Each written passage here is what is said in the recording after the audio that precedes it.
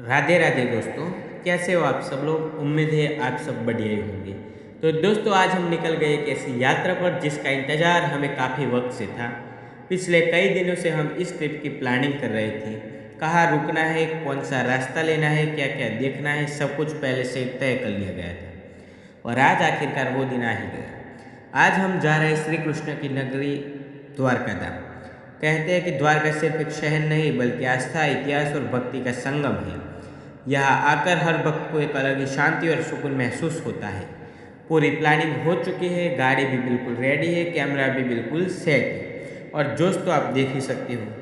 सफ़र थोड़ा लंबा जरूर है लेकिन मंजिल इतनी खूबसूरत है कि रास्ते की थकान अपने आप खत्म हो जाती है। तो दोस्तों बिना समय गंवाते हुए आज का ये शानदार रोड ट्रिप एडवेंचर शुरू करते हैं। दोस्तों सच बताओ तो रोड ट्रिप का असली मज़ा मंजिल में नहीं बल्कि रास्तों में होता है। जब आप गाड़ी में अपने दोस्तों या परिवार के साथ सफ़र करते हो तो आसपास के नज़ारे देखते हो, गाने सुनते हो और रास्ते की छोटी छोटी चीज़ों को एंजॉय करते हो, तभी असली ट्रिप के फील आता है। अभी हम हाईवे पर निकल चुके हैं और सफ़र धीरे धीरे आगे बढ़ रहा है। और जैसे ही हमने पहला टोल टैक्स क्रॉस किया हमने देखी गुजरात की एक खास पहचान विशालकाय पवन चक्कियाँ। दोस्तों सच में ये नज़ारा देखने लायक है। हाईवे के दोनों तरफ इतनी सारी विंड मिल्स लगी है कि ऐसा लगता है कि जैसे कोई अलग ही दुनिया हो। यह सिर्फ देखने में सुंदर नहीं बल्कि गुजरात की ग्रीन एनर्जी का बड़ा हिस्सा है। ठंडी हवा चल रही है, सामने खुला हाईवे और चारों तरफ ये बड़ी बड़ी वाइन मिल्स घूमती हुई दिखाई दे रही है। सच कहूँ तो उस पल में हमें लगा कि बस गाड़ी रोक कर कुछ देर इस नज़ारे को देखते ही रहे। ऐसे छोटे छोटे पल किसी भी रोड ट्रिप को खास बना देते हैं। और दोस्तों लंबा सफ़र तय करने के बाद आखिरकार हम पहुंच गए द्वारका धाम।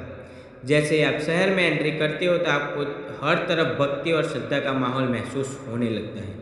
दूर से ही हमें मंदिर की ऊंची चोटी दिखाई देने लगी और उस चोटी पर लहरता हुआ 52 गज का विशाल ध्वज। दोस्तों उस ध्वज को देखकर ही मन में एक अलग ही ऊर्जा आ जाती है। द्वारकाधीश मंदिर का इतिहास भी हजारों साल पुराना माना जाता है और यह चार धामों में से एक प्रमुख धाम है। जैसे जैसे हम मंदिर के करीब पहुंचे भक्तों की भीड़ बढ़ती हुई, हर तरफ एक ही आवाज़ गूंज रही थी, जय द्वारकाधीश। हम भी उसी श्रद्धा के साथ मंदिर में प्रवेश करते हुए मंदिर की वास्तुकला, वहाँ का वातावरण और भक्तों की आस्था देखकर सच में मन भावुक हो जाता है। भगवान श्री कृष्ण के दर्शन करके ऐसा लगे जैसे सारी थकान और सारी चिंताएं इस पल में खत्म हो गई हो। दिल में एक अजीब सी शांति और संतोष महसूस हुआ। दर्शन करने के बाद हमने सोचा कि अब थोड़ा घूमना भी बनता है।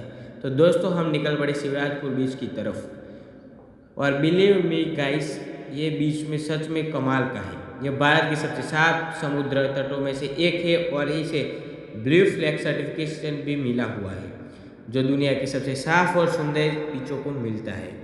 जैसे हम वहाँ पहुँचते हैं सामने फैला हुआ नीला समुद्र और साफ सफ़ेद रेत देखकर दिल खुश हो गया।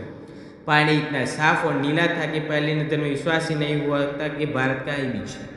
और फिर शुरू होता है इसलिए मजा, एडवेंचर की एक्टिविटीज़। सबसे पहले हमने जेट स्की की ट्राई की। पानी के ऊपर तेज़ रफ्तार से जेट स्की चलाने का अनुभव होता है वो शब्दों में बताना मुश्किल है। और फिर आई सबसे मज़ेदार राइड, बनाना राइड। इसमें पूरा ग्रुप एक बड़े केले जैसा बोट पर बैठता है और स्पीड में बोट पानी पर गिराने की कोशिश करती है। और जब एक साथ पानी में गिरते हैं तो दोस्तों उस पल की हंसी मस्ती अलग ही लेवल की होती है। हर राइड का अपना अपना मजा है। इसके बाद हमने सोचा कि अब चलने देखते भारत की एक शानदार पहचान सुदर्शन सेतु। दोस्तों ये ब्रिज इतना विशाल और भव्य है कि पहले नजर में आप प्रभावित हो जाते हो। समुद्र के बीच ऊपर बना हुआ इस पुल को द्वारका को बेट द्वारका से जोड़ता है और ये भारत का पहला ऐसा केबल स्टे ब्रिज है जिसमें पैदल यात्रियों के लिए भी खास व्यवस्था की गई है। जब आप इस पुल पर चढ़ते हो तो समुद्र को देखते हो और चारों तरफ पानी ही पानी दिखाई देता है। समुद्र की हवा, दूर तक फैला हुआ नीला पानी और ये शानदार पुल, यह नज़ारा सच में यादगार बन जाता है।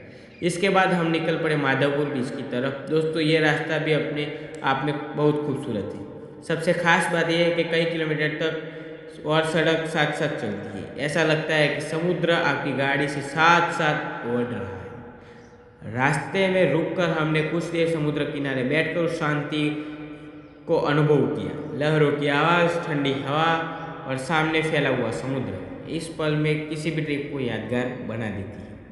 तो दोस्तों यह था हमारे इस ट्रिप का पार्ट 1, लेकिन कहानी अभी ख़त्म नहीं हुई।